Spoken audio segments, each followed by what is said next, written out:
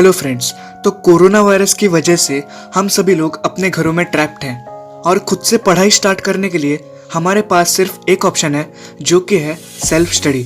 तो आज मैं सेल्फ स्टडी के कुछ बेहतरीन 10 टिप्स आपको बताने वाला हूँ, जिससे आप अपने सेल्फ स्टडी में और ज़्यादा एफिशिएंसी ला सकते हो। तो चलिए शुरू करते हैं। टिप है, teach whatever you have learned to yourself.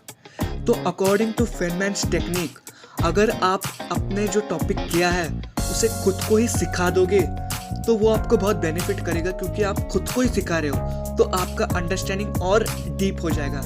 और इससे दो बेनिफिट है। पहला तो ये कि आपने ऑलरेडी वो टॉपिक कर लिया है तो आपको टॉपिक अंडरस्टैंड हो गया है, और दूसरा बेनिफिट ये कि आप खुद को फिर से वो टॉपिक सिखा रहे हो तो आपका अंडरस्टैंडिंग और डीप हो रहा है। तो इसलिए जब भी आप कोई टॉपिक पढ़ोगे तो उसे खुद को सिखाना मत भूलना, अगर पॉसिबल हो तो। एक टिप है, recollect what you have studied before sleeping. तो आपको लगता होगा कि जब आप सोने जाते हो तब आपका ब्रेन भी सो जाता है, लेकिन ये गलत है। आप जब सोते हो तब सबसे ज़्यादा आपका ब्रेन एक्टिव होता है। वो इसलिए क्योंकि आप कोई भी एक्सटर्नल वर्क नहीं कर रहे होते।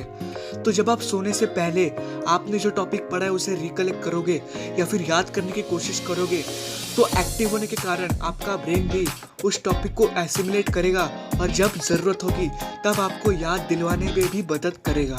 तो इसलिए सोने से पहले आपके टॉपिक को याद करना मत भूलना। इन शॉर्ट, कोई भी ज़रूरत नहीं कि पूरा जो पढ़ा है उसे याद करना।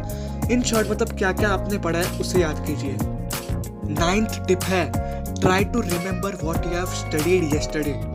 तो जब भी आप सुबह उठोगे और फ्रेश हो जाओगे, नाश्ता बिश्ता कर लोगे, तो उसके बाद आप याद करने की कोशिश करो कि अरे मुझे जो भी कल मैंने पढ़ा है वो मुझे याद आ रहा है कि नहीं। ये आपके लिए एक टेस्ट भी होगा कि आपके ब्रेन ने उस टॉपिक को रियली एसिमुलेट कर लिया है कि नहीं।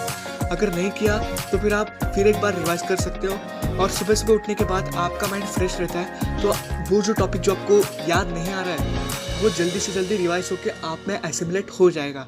इसलिए जब आप सुबह उठोगे, फ्रेश हो जाओगे, तब टॉपिक को रिमेंबर करना या फिर रिमेंबर मुझे याद आ रहा है कि नहीं, ये इसकी जांच करना मत भूलना। 10th टिप है, right what ever you have studied. तो ब्रेन वेव्स में सेल्फ स्टडी के दौरान सबसे ज़्यादा क्या बताया जाता है?